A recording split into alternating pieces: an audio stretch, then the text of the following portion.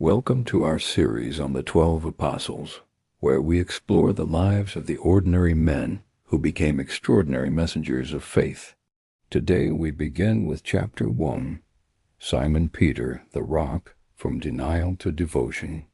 Imagine a fisherman from Bethsaida, a man with hands calloused from casting nets and a heart full of untamed passion.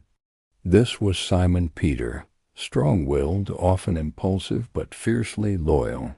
He was among the first to hear the call that would change his life and the world forever. Standing on the shores of the Sea of Galilee, Jesus looked at him and said, "Follow me, and I will make you fishers of men." Without a moment's hesitation, Peter left everything behind. His nets, his boat, his entire way of life. Along with his brother Andrew, he embarked on a journey that would defy all logic. He walked alongside Jesus, witnessing things that no one had ever seen. He saw storms silenced with a word, a few loaves and fish multiplied to feed thousands, and even the dead brought back to life. Peter was at the very center of these miracles. He was the one who dared to step out of the boat and walk on water, if only for a moment before his faith faltered. And yet, for all his boldness, Peter was profoundly human. He was flawed, just like us. His greatest test came on the darkest night, the night of Jesus' arrest. Filled with bravado, he had sworn his undying loyalty, proclaiming, "Though all may fall away, I will never fall away." He even drew his sword in the Garden of Gethsemane, ready to fight for his master. But as the night wore on, fear began to creep into his heart. In the courtyard of the high priest, surrounded by enemies, Peter's courage crumbled. A servant girl pointed him out. "You also were with Jesus of Galilee."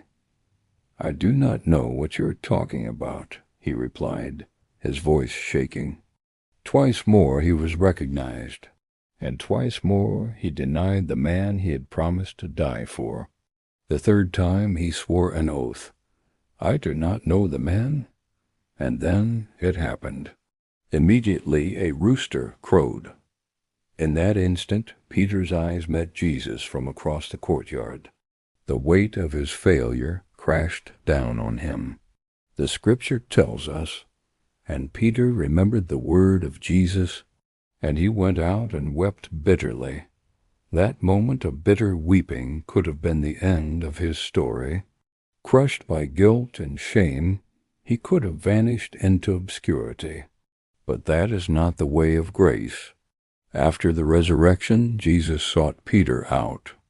On a beach, over a charcoal fire reminiscent of the one where he had denied him, Jesus restored Peter, not with condemnation, but with a gentle, probing question, repeated 3 times once for each denial. "Simon, son of John, do you love me?" With each heartfelt, "Yes, Lord. You know that I love you." The wounds of Peter's failure began to heal. He was forgiven, he was restored, and he was given a new commission: "Feed my sheep." This was the turning point. Peter was no longer just Simon the fisherman or Peter the denier.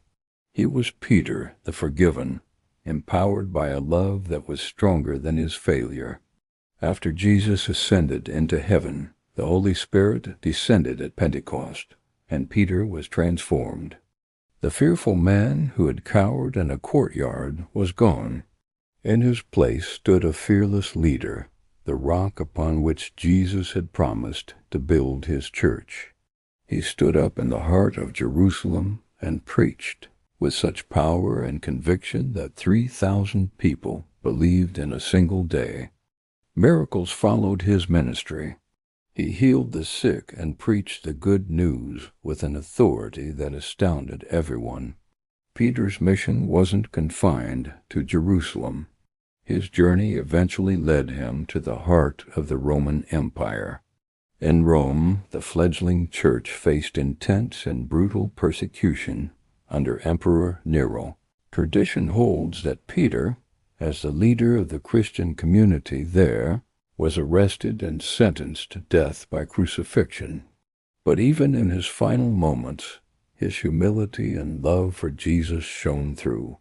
Feeling unworthy to die in the same manner as his Lord, Peter made a final request to be crucified upside down.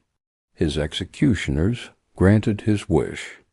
The fisherman from Galilee, the man who had once denied his Savior out of fear of death, now embraced a torturous end, his eyes fixed not on the crowds, but toward the heavens, a final silent testimony to the one he loved.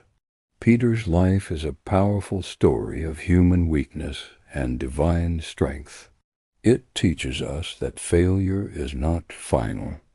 It shows us that fear can be overcome by faith, and that even our deepest moments of shame can be transformed by grace. He fell, but he rose again, stronger than before. He feared death, yet ultimately embraced it for his faith. His journey reminds us of his own words, written to encourage believers facing their own trials, casting all your anxiety on him, because he cares for you. From a simple fisherman to a foundational pillar of the church, Peter's story is a testament to the incredible transformation that is possible when an ordinary life is surrendered to an extraordinary God. Thank you for joining us on this journey. Next time we will explore the life of his brother Andrew, the quiet disciple who first introduced Peter to Jesus, and whose own path would lead him to share the gospel across nations, ultimately dying for his faith upon an X-shaped cross. Don't forget to subscribe so you don't miss it.